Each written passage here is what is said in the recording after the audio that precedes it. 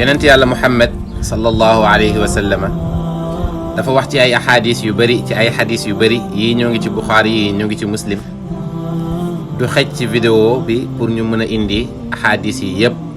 waaye dinañ ko tënk ba ñu bëri comprendre ndax dafa am laaj buy ñëw répétitivement di ñu laaj ci mbiram photo. yonent bi sallallahu alayhi wa sallam dafa wax ci ahadis yooyu noonu di istimaal maanaam di utiliser kalimatu suura taswir timsaal yaani alladina yudaahiuuna xalqallah ñi nga xam ne dañuy toppandoo mbindeefu yàlla bi.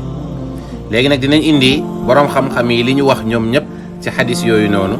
bu ñu paree ku nekk rek di nga mën a xam ci waxu ban borom xam-xam moo la gën a doy pour nga dellu ci. Abu Hurayra radiyallahu anhu wax nañu ci xadisu Muslim mu ne yonent bi sallallahu alayhi wa sallam nee na kan moo gën a tooñ yàlla koo xamante ne dafa dem di jéem a sàkk ni yàlla di sàkke. kon ñu bàyyi xel baatu sàkk la utiliser. ñu gisaat ba tey ci xadis sayyidatuna Aïcha ba tey ci Muslim mu ne yonent bi sallallahu alayhi wa sallam dafa dugg ci biir néegam mu gis fa ay rideau yoo xam ne dafa am dessin yu ci nekk. yonent bi mu ne xamal ne ñi gën a bon bugal suba yawmal qiyaam mooy ñi nga xamante ni dañuy def taswir baatu suura baat bi day firi photo day firi monument day firi écriture dessin waaye yonent bi ne alladina yudaahiuuna xalqallah ñi nga xamante ni dañuy toppandoo mbindeefab yàlla bi.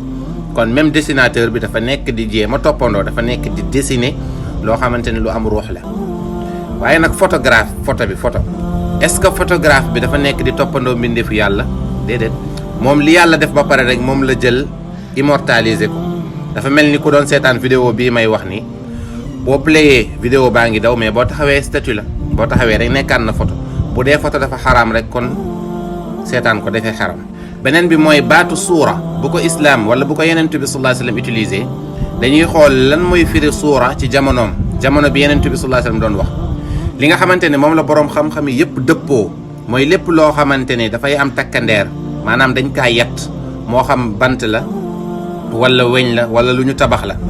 lii dafay xaraam te loolu moom moo nekkoon cosaanu xaraamal bi ndax ñi dañ daan defal ay xërëm di ko jaam. kon boroom xam-xam yëpp dëppoo nañ ci lépp loo xamante ne dafa am jëmm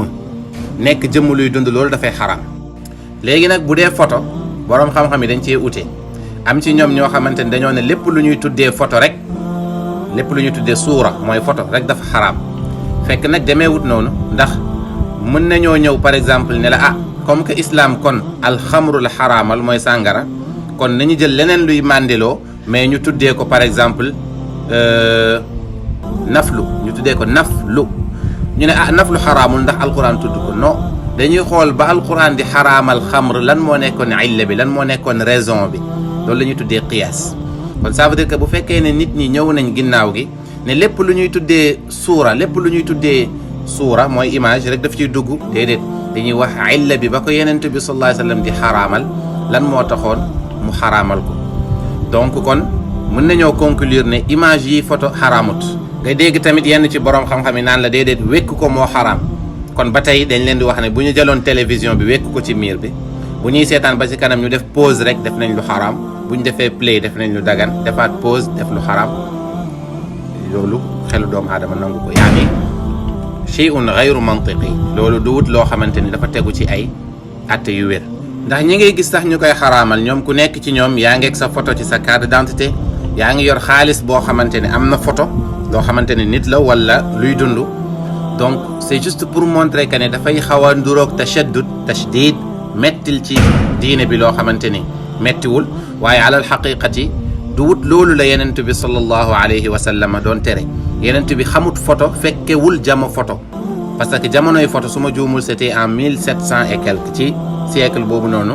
le premier appareil photo génn. kon ça veut dire que dañuy delloo ci cosaan xool yenent bi sallallahu alayhi wa sallam ba muy tere taswir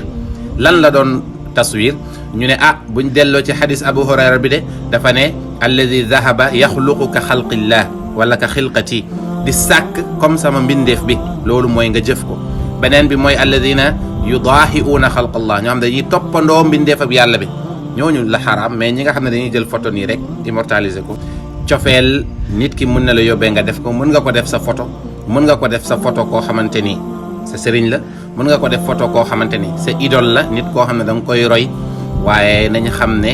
waruñoo màggal ci bunt ak jaamu ku dut yàlla tabaraka wa taala keneen koy màggal itam màggalee ko ngir ne dafa màgg ci kanamu yàlla parce que yàlla moo wax ci alquran ne wa ida qila anshuzu fanshuzu yarfa illahu alladina amanu minkum walladina utul ilma darajat yàlla ne buñ leen waxee na ngeen céder les places pour ñi nga xamante ni dañoo kawe ci yàlla mooy ñi nga xamante ni dañoo am xam-xam yàlla moo ko wax yàlla ne man maa yëkkati ñi gëm yàlla ci yéen waaye boroom xam-xam yi dañoo am beneen daraja beneen niveau boobu rek lañ leen di jox